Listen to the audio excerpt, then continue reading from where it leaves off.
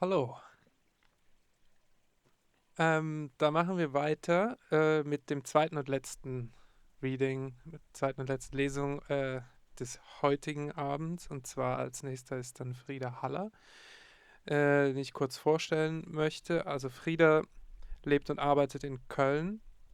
Seine Praxis kreist um die Strukturen und Dynamiken zwischenmenschlicher Beziehungen und er beschäftigt sich mit den sozialen Narrativen einer postmodernen Gesellschaft und deren habituellen Eigenschaften und damit einhergehenden Privilegien. In 2023 finalisierte er seine Filmtrilogie Good Times, Bad Timing, welche er erstmals im Gesamten in seiner Einzelausstellung im Kunstverein Harburger Bahnhof in Hamburg gezeigt hat. Von 2017 bis 2019 war er Teilnehmer des Residency-Programms De Ateliers. Zuvor studierte er Philosophie an der Universität Leipzig und Fotografie an der Folkwang-Universität der Künste Essen. Er ist Mitbegründer des Kunstraumes und Kollektivs Bel Air New Bretagne Essen. Seit 2018 ist er Teil des kuratorischen KünstlerInnen-Kollektivs Root Canal und 2021 mitinitiierte er den Projektraum Citypunkt in Berlin. Hallo Frieda. I wasn't aware that you were going to read this.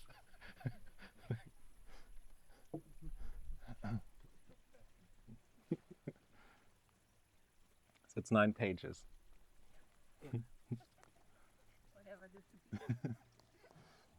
It's Friday. I have been invited to give a screening and a talk at a small cinema in Essen. It's the third day in a row of a heat wave, and I crouch in the shadows of a sparsely stocked candy machine on platform 7, waiting for the train to arrive. I scroll through old photos on my phone. Old photos don't age. They don't burn, they don't scratch. They glow forever the same since the moment they were taken. It makes me sick how they evoke memories, false memories, moments that happened and moments I wish would have happened. This indefinable mixture of my past stored in a folder labeled life. As I browse, my gaze drifts from the familiar faces in the foreground to the poorly lit, cropped figures in the background. Mid-stride, mid-sentence, mid-laughter. Partners off, friends off, colleagues off, exes off. We shared the same social circles, obviously. We attended the same dinners and gatherings, obviously. Yet their name elude me, all of them. Deliberately or not, they had become extras in someone else's life. The AC on the train is broken and sweat starts to appear through my clothes. The woman next to me in a light grey trekking shirt and simple black pants might be my age. Her sunglasses are perched on her forehead nonchalantly. Over the course of the train ride, I ask her 3 times to let me pass so I can use the toilet. Once to pee, once to fill my bottle with water, and once to try to remove the mayonnaise stains of my shirt left from a Kamps Eierbrötchen. Each time she moves with the same choreography, withholding eye contact, hugging her laptop, twisting her legs, and holding her breath while I squeeze by. The train stops abruptly. It's no accident, it's Essen. Long shadows stretch across the ground in front of the station from the late afternoon sun. I light a cigarette. I still have an hour before I can check in, so I decide to stop by a music store that I used to frequent next to the town hall. On the 3rd floor, they still have the shiny self-playing Steinway piano, which plays 6 days a week. I watch the piano keys rise and fall as if played by a ghost. The speed and accuracy are at times a little off, giving the piano a more human character to it. I enjoy it, and this private concert feels very decadent compared to the rest of the city. Camera rotates around the piano, rises and zooms into the keys. It's odd to stay in a hotel in a city where I spent so much time of my life. Most of my friends moved away after our studies, and those still living here have since replaced the guest bed with a crib. The hotel is a building from the 1980s that has retained its original beauty. I take in its generous architecture, a vaulted atrium that fit into 3 triangular peaks. You don't expect the past to seem bigger than the present. As I approach, the glass facade mirrors the afternoon sun in blinding white flares. The entrance to the lobby is guarded by 2 dogs, one of which is made of porcelain. Inside, the floor of the lobby is done in large marble slabs, and there is an abundant palm tree in the corner next to the lift. My room is functional enough and looks onto a grey apartment block with a Rewe on the street level.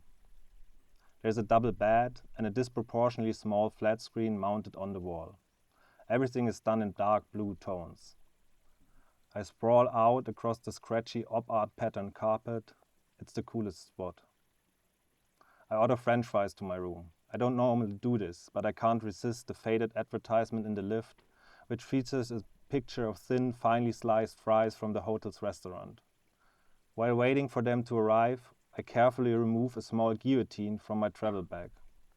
It's quite heavy for its size, a 1:10 scale model crafted from lacquered wood with a real working metal plate that operates by pressing a small spring lever. I test it with the gummy bears, a welcome gift from the hotel. One by one, I behead all 12 gummy bears, satisfied how clean the plate cuts through their fleshy texture. The guillotine is a prop for my next film, wherein a prosecutor will use it to slice through rolled-up business cards of her nemesis, despite lawyers and judges. Also, I now consider the gummy bears might actually be a better fit. Note to self, camera slowly zooms in on the prosecutor's concentrated expression. A sharp rhythmic sound of a guillotine blade echoes in the background. The fries only add to my weariness. I decide to take a brief walk, avoiding a nap due to fear of my dreams. I gather myself and grab my backpack, in which a phone charger, old recipes, antidepressants, toilet paper, and a bottle of water have merged into an undefinable mass. Too sluggish to take the stairs, I head for the elevator. Surveillance camera point of view. A fixed angle from above with a flickering quality. On the 7th floor, a man dressed in Roman armor steps in. He rests his spear against the elevator wall, its iron head minutely scratching the mirrored surface, while cradling a phone in the other hand. The armor has a metallic finish complete with ornate impressions, so the tinny clattering sound emitted with every small movement reveals its artificiality. I see his gaunt, pale face reflected. Blood and sweat intertwine in a thick, glistering tapestry. He appears nervous but inward. He doesn't catch any of my glances. We both step outside into the bright lobby and out the glass doors where a whole legion of soldiers awaits, standing in clusters under the evening sun. There must be at least 50 of them. Most of them are clutching their helmets under their arms. Some of them look wounded, bearing traces of blood and mud on their armor. Yet all of them seem to be in a good mood. For a brief moment, I find myself wishing to be one of them. As I nervously contemplate whether or not extending an introduction of myself as a fellow member of the industry might bring me closer to them, they all suddenly turn and begin boarding the big coach.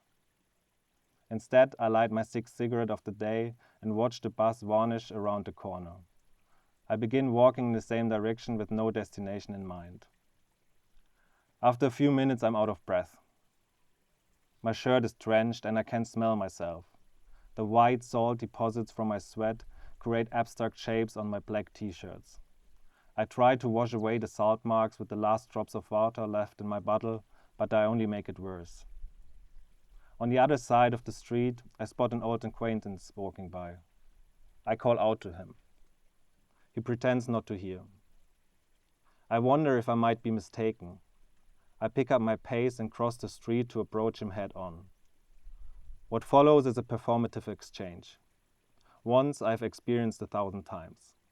He let me introduce myself, even though by now we both know that he knows who I am.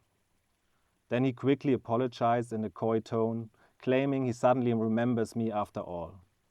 Our greasy cheeks gently brush against each other in a fleeting embrace. Note to myself. Camera rotates in a 360-degree tracking shot around us. When we start moving, the camera tails us in close distance. Following the script, I ask him in a cheerful tone how he's doing. He answers with the chord, okay. It rings hollow as a shell. He might as well have said, no, I'm not okay. I'm not doing okay at all. Why should I be? Why should anything be okay? Nothing is okay. We start walking in the same direction. I get it. He's right. Nothing is okay. So I'm not sure we come to that conclusion for the same reasons. The world is ending, but the world he refers to is very small. He's the ex of a good friend, and I once worked with him on one of my early films. I enjoyed working with him, yet I can't say why I never reached out again. We are not friends, not acquaintances, not colleagues, yet we are a bit of all of these. And so our conversation continues in much the same way. He refers with certainty to a logic of his own construction, complete with its own consequences. He tells me about a vital moment in which he had finally landed a leading role.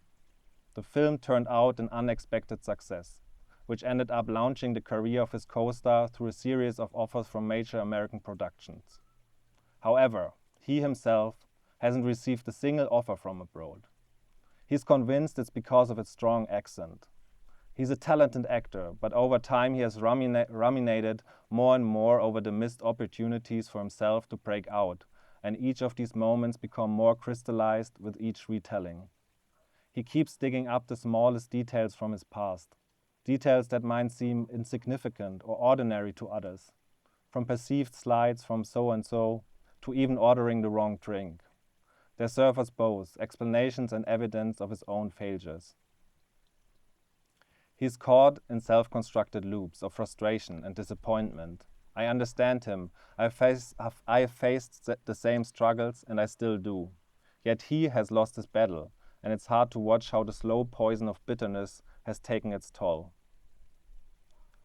As we pass familiar houses on unfamiliar streets, I long for him to have a cathartic release, perhaps a sudden accident to jolt him out the same old script, the safety of which he needs in order to not face himself.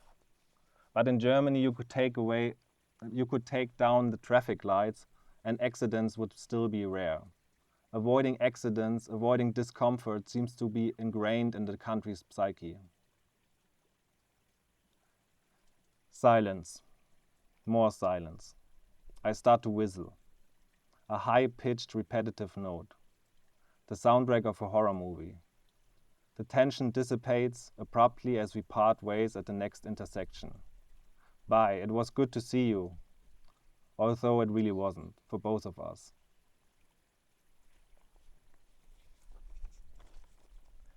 I'm back at my hotel and close the door behind me. I strip my clothes off in one swift motion that I've perfected over the course of my lifetime, and sink naked into the mattress. The meeting earlier left me tired, and I'm thankful for having a TV in my room. I enjoy the limited options of channels. It gives me a sense of being free from responsibility. And it's the same reason why I prefer restaurants that have only a few daily specials on the menu. I hit the remote, and the first thing that I see is a Sparkassen commercial for property financing. Something about it arouses me, and it feels utterly wrong. For the next hour, zombie-like, I flip through the 24 channels with a strict rhythmic precision when I finally settle for the Markus Lanz talk show. I start to drift. My thoughts go in circles along with a cacophony of pushy male voices. A wandering fly joins in the commotion. We buzz and sing for what seems like an eternity. She then starts seeking my attention by relentlessly returning to my fingertips. I try to kill her. After a few lazy attempts, I give up. While film typically runs at 24 frames per second and humans generally perceive around 60 frames per second, flies can process up to 250 frames per second, giving them the ability to dodge you as easily as it's for Neo to dodge a round of bullets. After a series of easy evasions, she lands on the screen covering half of Lanz's flickering face.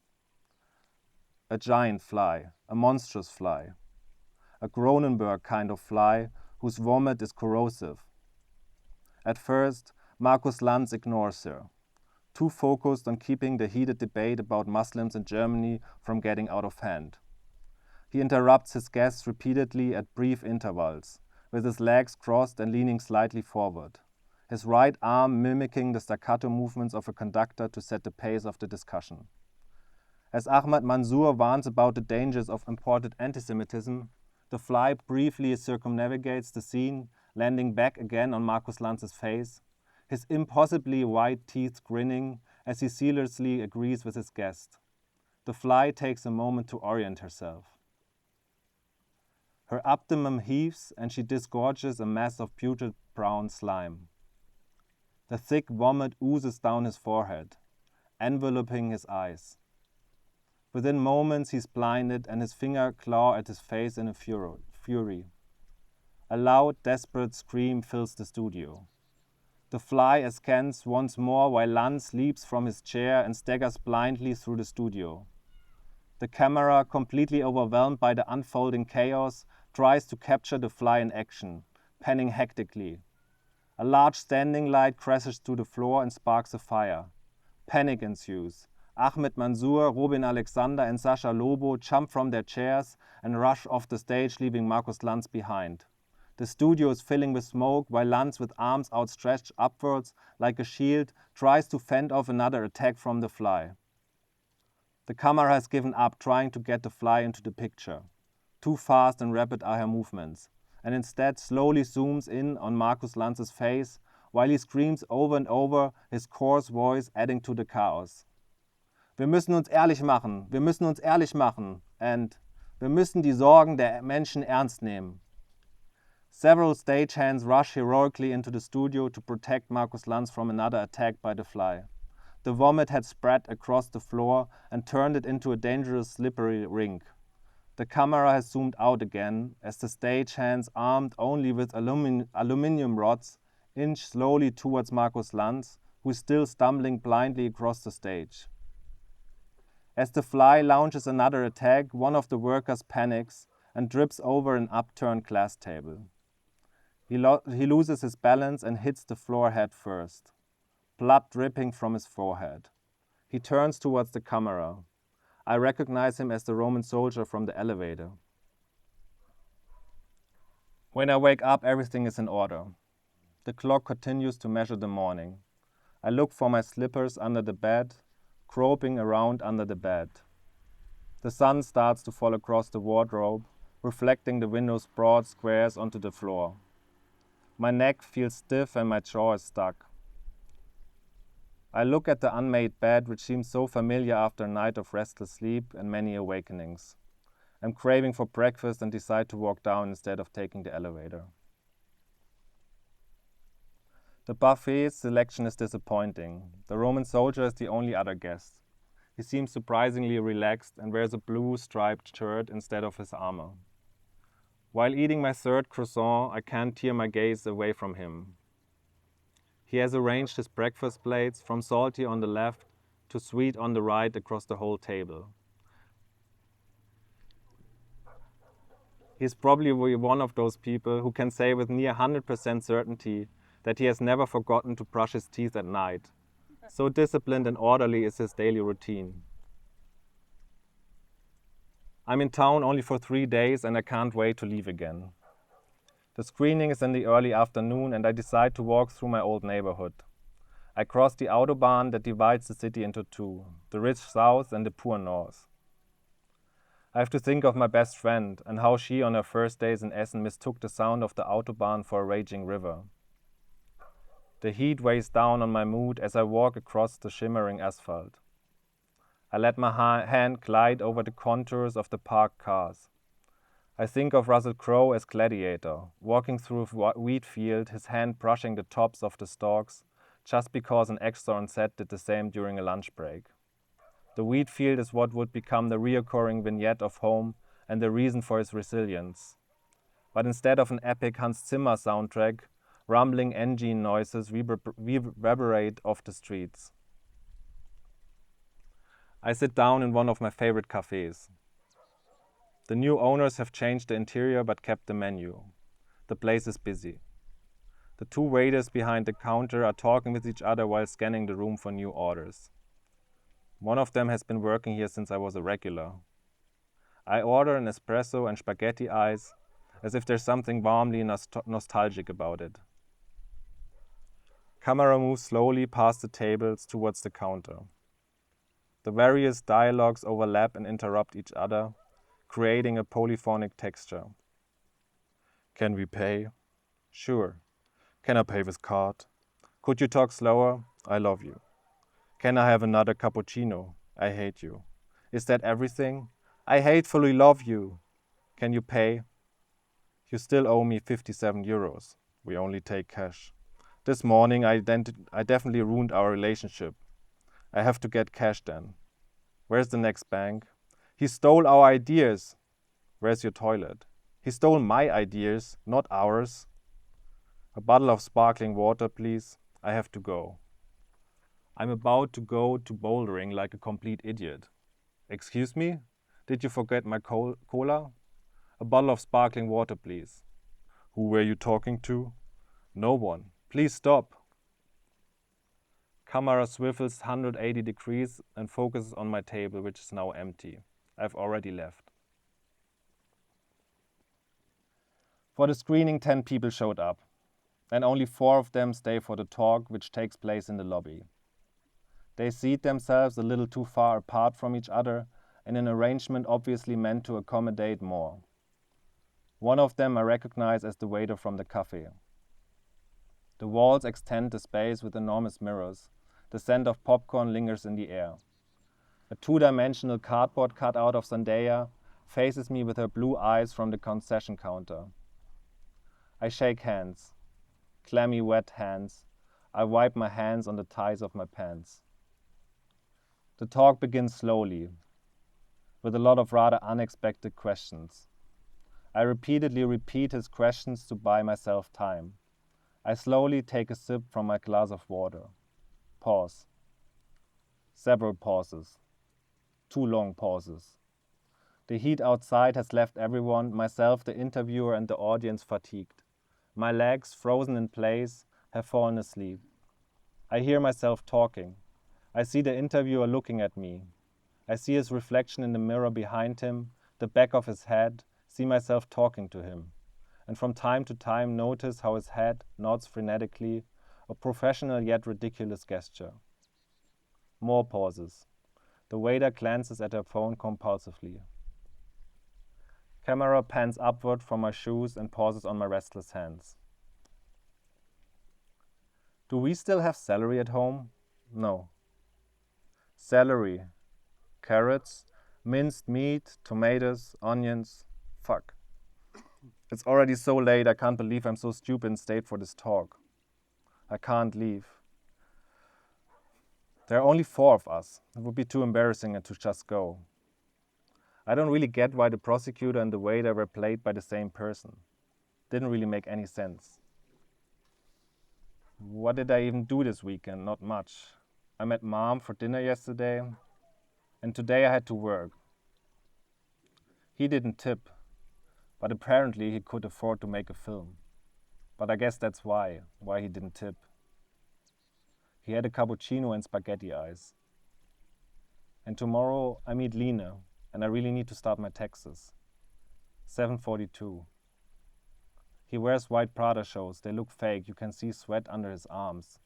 His hair is combed forward in a helpless way. He seems like 30-something. He kind of looks tired. It must be tiring to watch your own film over and over again. The film was okay, a bit short. Would be cool if they would stop talking. I close my eyes. I open my eyes. 7:43. He looks at me. Why don't you stare at one of the other 3 people in the room? I like all these mirrors. I would like to have one of these marble tables for my kitchen. The chairs don't really match. Someone's applauding. Thank God, it's over. 7:44.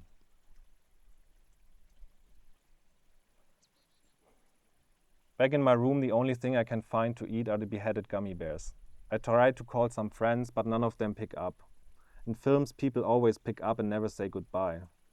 The heat makes it impossible to sleep, and at 6 I decide to get up. I look for my socks. I skip the breakfast. I don't know the word for future. My train leaves in an hour.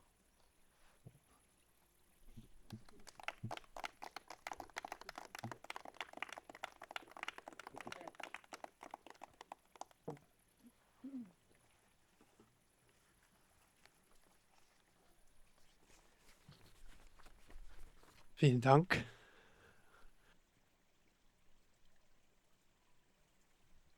Dankeschön. Ja, danke für die Einladung. War immer diese Gans in meinem Kopf. Frieda. Also wir machen das gleich jetzt wieder. Wir stellen wieder ungefähr 3 Fragen. Meine erste ist eigentlich 2. Also du machst ja eigentlich hauptsächlich Filme, if I'm right? Ja. Filmemacher.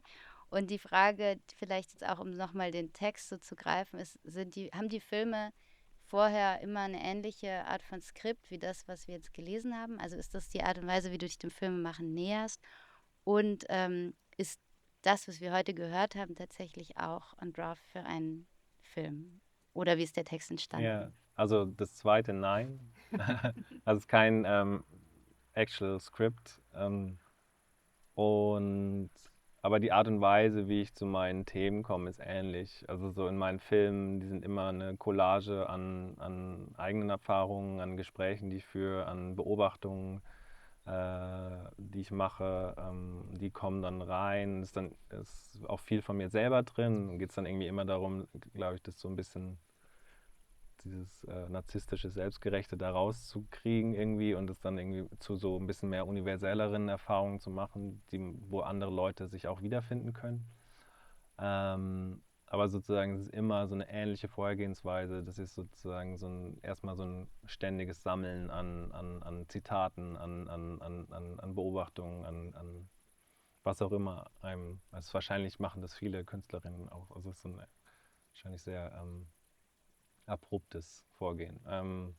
Und in meinen Filmen arbeite ich mit Skripts. Die sind aber, also die haben mehr Raum. Also ich fand das jetzt beim Schreiben sozusagen die Beobachtung, dass sozusagen du alles kontrollierst. Das ist, glaube ich, beim Film anders, wo einfach viel passiert, egal wie du es vorher sozusagen, also du kannst es immer planen und irgendwie bis ins Detail irgendwie minutiös irgendwie dir ausdenken, aber am Ende ist es dann immer sehr viel, was dann dazukommt, was es dann zu was ganz anderem macht irgendwie.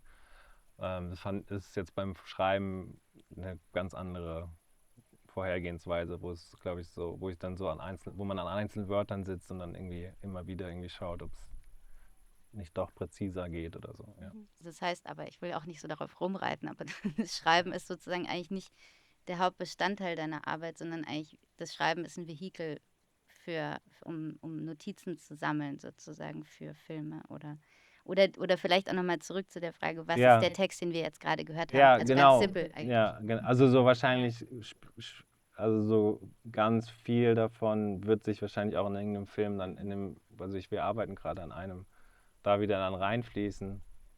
Aber sozusagen die Ebene, auf der der Text funktioniert, die Translation funktioniert ja so gar nicht. Also sozusagen also klar, du könntest einen Text-Layover machen, aber sozusagen vieles in der Translation würde, glaube ich, Übersetzung würde, glaube ich, so verloren gehen oder so. Und ich glaube, also, aber glaube ich, so kleinere Szenen oder so, also so Momente werden sich bestimmt auch wieder rein, wie sagt man, finden. Ja.